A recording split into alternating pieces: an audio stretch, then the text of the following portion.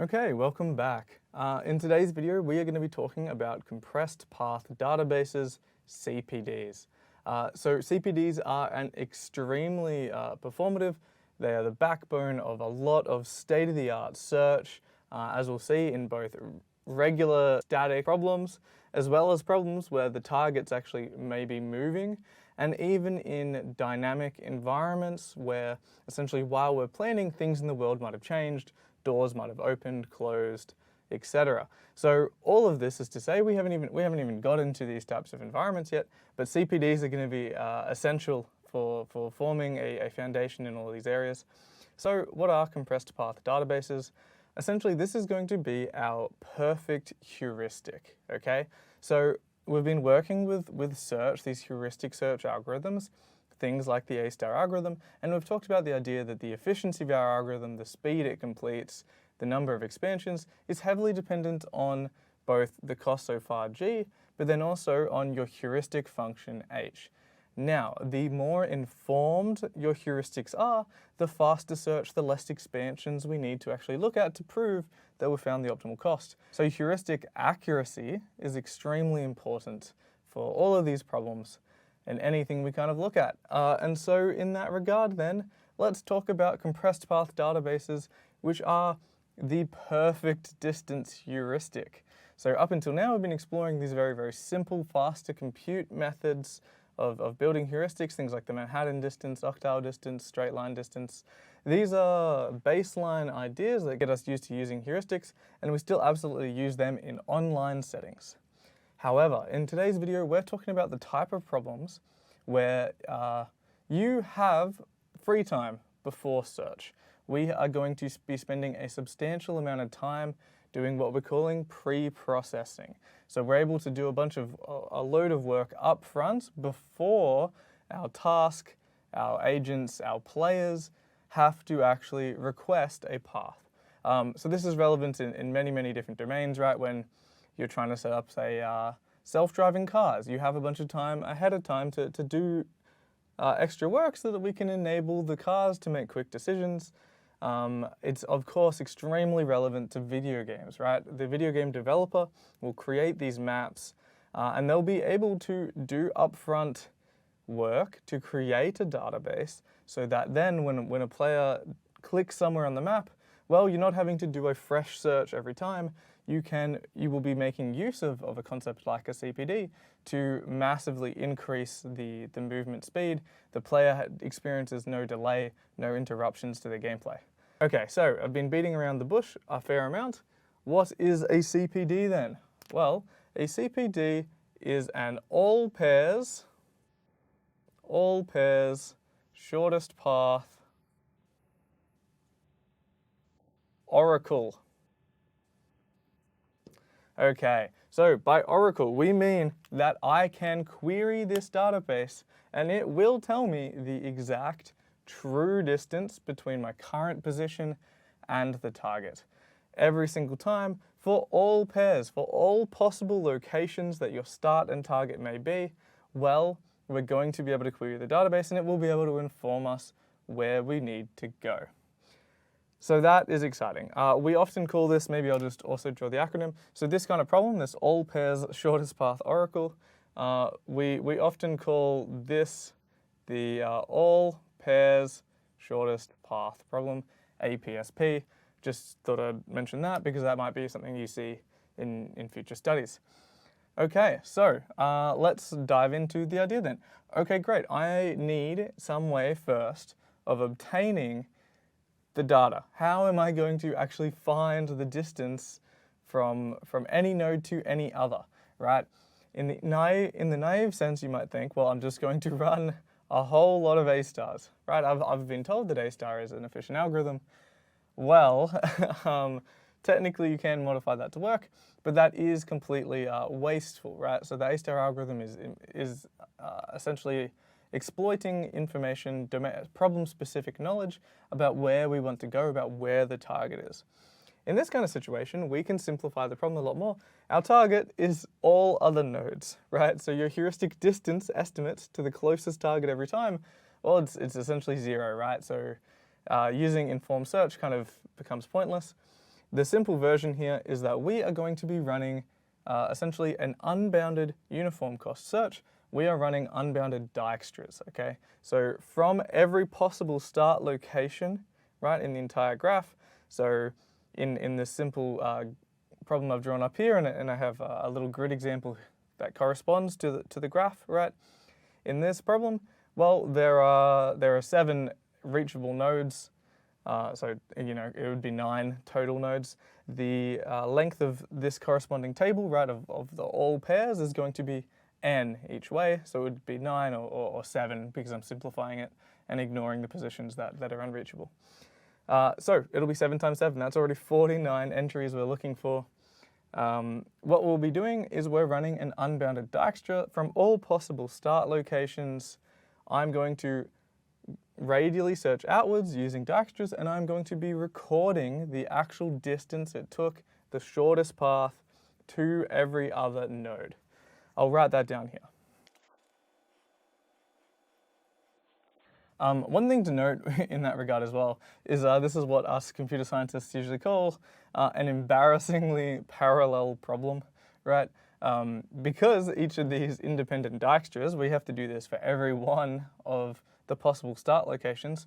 Well, in the case that you have a series of cores, of threads available to you, well, this is absolutely something that you can just do in parallel. You could perform all these search, store the results separately, and ta-da, we can, you know, if you have 4 threads available, well, ta-da, you have a quadruple reduction in the actual pre-processing time. Okay, so here we go. We've run Dijkstras. We now need to essentially store that information. So we run it, we store all, I'm going to be calling it first move data. Okay, so what does that mean? Let's think about this. I, of course, want to know the real distance to every other location. My heuristic, in an ideal sense, tells me the exact distance. Well, not only that, if I've already done search, right, we're spending the time to essentially do a search between all nodes, well, we will actually have the full path, right? We've already completed it. We have found an optimal version of the path. We know the exact nodes, the trajectory between any start and any target. Okay, so what that means then is why do I even need to, essentially, we're seeing, right, that CPDs are eliminating the need for actual real-time search. I have the full path. I can simply transform the problem into one of data retrieval, okay? We'll talk about that in 1 second. The issue here is that storing the full path for all possible, all pairs is actually already going to be massive, okay? That is the #1 issue here. We can't, this is not going to fit in memory at all. And in fact, there's actually no need to store the full path at all. Because similar to if you go and implement these basic algorithms, even things like A*, well, what happens is your node, right? Your node always tracks. It has an inbuilt parent pointer. It tells you which other node we came from to reach the present. Essentially, what node generated me? What is the best route? That is how, in implementation-wise, that is how we retrieve the final solution. We find the goal node, we expand the goal node, and then we will essentially, in a separate function at the end, we will backtrack following each of the parent pointers along the way until we reach the start node, and ta-da, we have essentially retrieved our path. All of this is then to say that we never needed to store the full path. We only need to store essentially the first move, right? If I say I want to go from node 5 to node 3, well, where should I go first? I will go north. Great. Then when I go north, I'm at node 4. Node 4 will also have a first move stored for how to get to 3. Well, it'll say I'll take the diagonal. And then node 2 will also tell you to go east. So this is where we're going towards. We have this idea of a first move data table. That's the only thing we actually need to store. Now, even though we've substantially reduced the amount of storage, right, instead of having, you know, the full 20, 100 move path every time, we're just storing one character, essentially, the first move. Well, even that, it's hard to see in very small examples like this, but in real grid map problems where we have dimensions of hundreds by hundreds, I work on 3D pathfinding. We have dimensions that essentially I have millions, and on one map a billion nodes, a billion states from the get-go. Well, it becomes extremely difficult to actually store these. In real problems, we'll see that using a naive encoding of even just first move data, well, these things are still gigabytes often, right? They often do not fit in working memory, and in order for the algorithms to be making use of this and have efficient retrieval of the path, right, and actually enable the CPDs to speed up our search, well, we often need these things to exist in memory such that we can access them quickly. Okay, so all of this is leading to the idea then that, well, it was right there from the get-go, right? We are going to need to reduce the size of these data structures of this database. We need to compress them. So we need to compress the database. Okay, so there are some important things we need to consider about our compression scheme. We can't just pick any form of compression scheme, right? We don't care about just reducing the size of the database, because we essentially need this to be lossless, right? In order to actually be able to retrieve the full paths correctly and to guarantee, of course, that we always obtain the correct solution, this needs to be a lossless compression. Essentially, right, a lossless compression just means that none of the data is lost in the process, right? In both the compression and the ability to retrieve the data, it needs to always return to the correct data. We're not losing anything in the process. Now, the other aspect of this is, as I've said already, well, this is replacing the need for real-time search, but we still need this to be extremely quick, right? Like our player clicks, move, we need to return them the path immediately. That only works in the case that the retrieval is fast, right? We need to be able to look and to essentially look up, right? By retrieval, we mean like the lookup of the first move. We need this in its compressed form to still be extremely quick to query, because we're going to be doing this for all nodes in the path. Okay, so these are our fundamentals. There are many different forms of compression schemes in the literature that you can use with CPDs, but what has kind of come out as the front runner in this race, and is now, I think, incorporated in most of the state-of-the-art, well, this is a very famous algorithm just in compression in your computers, and hopefully you've seen this in other computer science units. This is going to be run length encoding. So we are going to compress using run length encoding.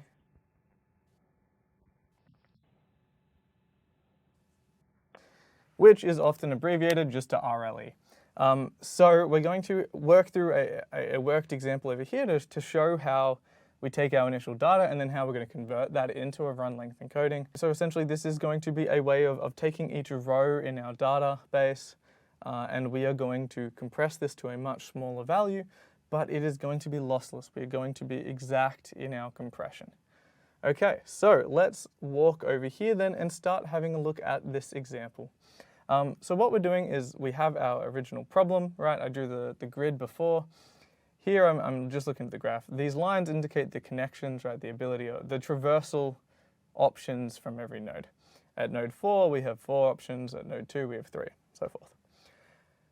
I can begin at any location. So I'm going to go by rows here just to keep this simple. I'm saying that at the beginning, hey, node 1 is my start location, okay? Well, if node 1 is my start location, I then look at each possible target. It's node 1 to node 1. This is the one that's a little bit strange. So what we do in these situations is we use a asterisk, well, it doesn't have to be an asterisk, we're using a wildcard character. Okay, this may mean nothing right now, but we'll see that this is actually very useful in order to actually further compress our data. what this is essentially doing is it's a match all operator, okay? So we're going to be looking for, as we get to this, runs, essentially groups of similar characters in a row. What it means with a wildcard character is this can match anything. This can be included in any run that you would like it to. This is useful, and we're allowed to do this because from node 1 to 1, we don't need any data, right? You're already there. When retrieving the path, you'll already do a goal check, right? And you'll see, okay, I'm done. So it doesn't matter what the first move is that we store in this location. We'll keep it convenient. Now, what hopefully becomes apparent is then this will actually also be true for every node to every other node. Who knows how my table looks? We end up right with this series of wildcard characters along the diagonal, which of course corresponds to each node trying to reach itself. It didn't matter. Let's then have a look at an example. So I'm going to select, in this case, I'm going to do row 4 first, just because I think it's the most interesting one. This is our start location, S. So I am looking at row 4. Again, I'm just going to refer to the row numbers as like one indexed, right? So it matches the node. We are now looking for the first move to all other locations. We have this, we have this, we have this, and we have this. So let's label these. We're going to be labeling them with a first move character. Implementation-wise, you'd hopefully have one character for every direction, right? So it's just minimal storage. I'm going to use just cardinal directions currently, or compass directions, because I think that makes it easier. But you could easily convert this into some, you'd have a key to translate it into an actual single character. So these ones are easy, right? North and south. But then I will just label this as essentially, this is your northeast and your southeast move. The other directions, right, if you're going from 6 to 4, obviously it's northwest. Okay, so I'm looking to fill in this table. From node 4 to node 1, we're looking for the first move. Well, obviously we would be moving north. Nice and easy. To move to 2, we move northeast, okay? Now, from 4 to 3, you would have essentially the best path, right? We see as humans the best path is to move across. We're just storing the first move. This end part of the path is unimportant. We're just again storing northeast. Okay, so we continue this process. So from 4 to 5, it's obviously south. From 4 to 6, we of course take the southeast instead. And then for 7, likewise, it is southeast too. We prefer diagonals because it's more direct, and diagonals usually have a cheaper cost, right, than the 2 straights. The diagonals have a root 2 cost, and then root 2 is less than 1 plus 1. Okay, so I think this makes a lot of sense, right? This is extremely easy to see the table start to take form. I'll try to go about then filling in the rest of the table. I'll use yellow just so it's easy to distinguish and remember where we came from.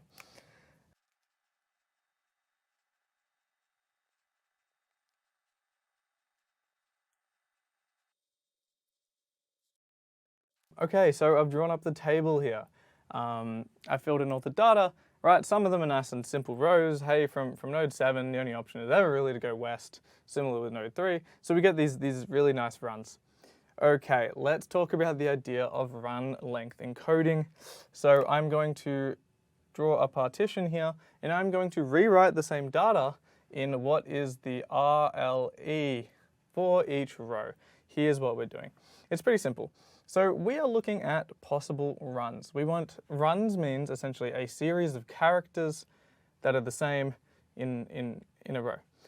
So the wildcard character here doesn't matter again, right? It matches anything. So here it'll become an E. Well, that means we have a run of 3 E's. You can record there's different ways of storing this. So you can record the actual length of the run, but it only makes sense here we want to know when we're retrieving this, right? We retrieve it based on the node, like as a column value. So in like a Python array, right, you'd be saying, hey, look at the correct index for the current node. So we'll do it similar here. We'll say that the run of E's, well, the run of E's begins at column 1. Okay, so I'll do 1/E. Then we have that we move on to S's, and now there are 4 S's. They start at column 4. Okay, so all of a sudden, we have transformed essentially this entire row into simply the values for 2 runs. We have compressed the data, right? We're able to, this is a lossless compression because we're able to retrieve by searching over this row to retrieve the exact column we're looking for and then what character that corresponds to. So that's nice and easy. I'll continue doing this for each of them. So at the beginning, so this one's a bit more confusing now, right? Because it's like, which of these versions is the wildcard character W or is it E? There are so many different ways you can actually just implement this, right? Whether you're just doing a naive version. I think naively you would just always choose it to match the one it precedes. But yeah, you can really optimize these things. We're going to talk about the optimization of this at the end. So there are a lot of decisions you can make and it will increase the compression of your database. All of this is really, look up run length encoding. I think it's really interesting as an algorithm. And there's a whole flourishing field of research about versions and column orderings and all these things that we can try to increase the compression itself. And if we have enough pre-processing time, it really doesn't matter, right? We can explore a bunch of different versions of this to try to select the one that's the smallest. In this case though, I'm just going to say that the W, it matches the current run, if that makes sense. So it would be a W in this situation. So we'll say that W's begin at column 1, then we switch to the character E at column 3, we switch to E's, and then in column 4 we switch to southwest, and then we're done, right? There's the rest of the runs are southwest, so that's nice and easy, right? We've compressed the row very effectively into 3 runs. Okay, we'll continue the process, so 1W, perfect. Okay, so 1 N, 2 N E, 5 S, and then 6 SE. Just on the board, sorry about that. Okay, so yeah, continue 1 N, and then 6 E.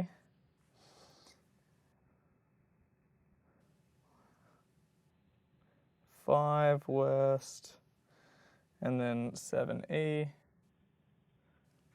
Yeah, still on the board. And then finally in the last row, we have the idea that it is, again, 1W.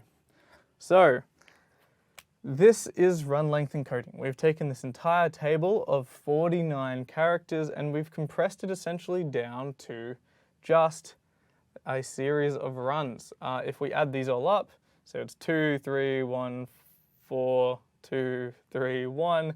This was 16 runs. Exciting. Now, I don't think I can do this on the board, but I can convince you that now we're looking at the idea of ordering matters in terms of compression. I could show you that the simple example is if I were to take column 3 here, right, the entire column, and I were to shift it and throw it at the end, right, so all the other columns move down. Well, you could convince yourself if you drew this up yourself. I think on the light board it takes a lot of time, so I might skip that for today's lesson. But what we'd find is essentially that we would actually have a much worse encoding this way. So that would be an example of a bad column ordering to change. We would instead get 20 runs, which means we're having to store more characters, right? The database will be larger. So you can easily come up with more complicated examples, right, where there's a bit more going on. Here is a very simple one so that we can draw it up. There's only really one path you can ever take. But in the case that you start to have these decisions, well, what you'd be doing is looking for an optimal column ordering. Unfortunately, looking for the optimal ordering is actually also NP hard. I'll try to link a paper to that in the description. So it's obviously an extremely difficult problem. We can never get the optimal one, but there are a bunch of really useful heuristics for actually trying to choose a better ordering and to improve it, right? And we can just try a few things within some form of time horizon, and then we can select the best encoding that we have in order to use. The other aspect of this is that there's also dynamics that go on with which move you want to store. So in a different example, say a little 2x2 grid, right? we're going to this node here. Well, what's your first move data here from node 1 to node 2? Well, are you storing north or are you storing east? Okay, in this one I'm ignoring diagonals just to keep this simple. This absolutely works even with diagonals. There are situations, right, where there are different versions of the path, different shortcuts, different topologies.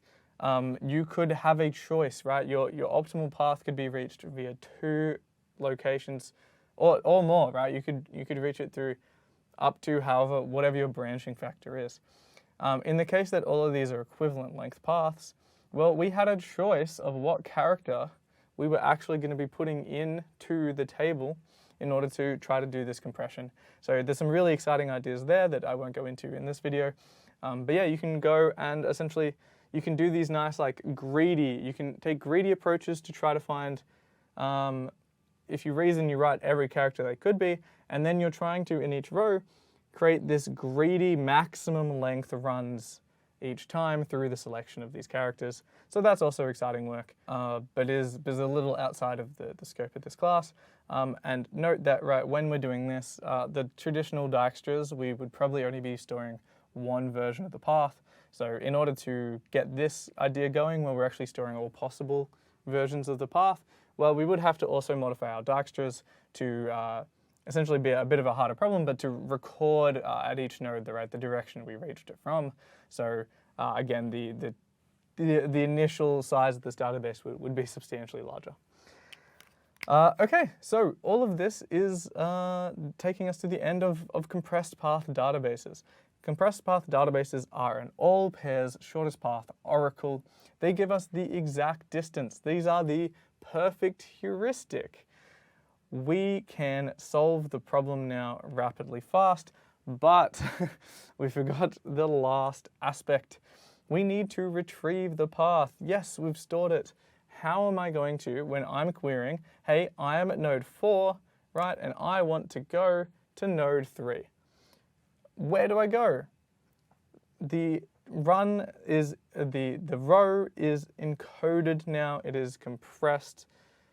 Therefore, we need to retrieve it. Hopefully what you see is right, so the reason why it isn't simple is because we don't know where the column is. Unlike before, where I'm at node 4 and I want to go to 7, well, you'd go to row 4, node 7, boom, I can get the exact character. In this situation, we don't know how many runs there are, right? This is a string. These rows are compressed into a string. That is what these runs end up in, right? This is a string of characters. Okay, so what we're going to be doing in this situation is pretty simple. We are going to be doing a very simple binary search over the string of each corresponding row. So we're looking at node 4, so you'd be looking at row 4, and you're obviously trying to find where the column 7 corresponds to. Well, you're doing a binary search. We look in the middle, we shift across, we continue to cut the problem down into workable sizes, right? Which means this is not going to take us the full length of the list n. So these kind of search operations, right? These are often quite nice. We are reducing the problem by some set size. Hey, we're looking at this log n operation. Do remember though that in this situation, we also need to be doing this for every node in the path length. So if there's m nodes in the path, right, we're kind of getting this m log n operation cost. But I mean, this is absolutely a fantastic trade. This is going to still be substantially faster than actual online search. So this is CPDs. We're storing just the first move data. We're compressing it. We're going to essentially transform the problem from one of search into just data retrieval. Now, this is extremely performative. This is the backbone of a lot of video game developer pathfinding systems, a lot of state-of-the-art. I talked about it even in like dynamic problems and things like this. In a video rather soon, we'll start looking at what's called CPD-search, right? So these things are amazing when it's an oracle and nothing's changed in the world, but we'll see that these are also amazing and we return to the need for online search when we have problems that are dynamic, right? So things can change, or things have changed since we initially ran this pre-processing. Maybe there's new obstacles, maybe there's moving targets, things like this. Well, CPDs are still going to prove extremely useful to us. So without further ado, thank you for watching.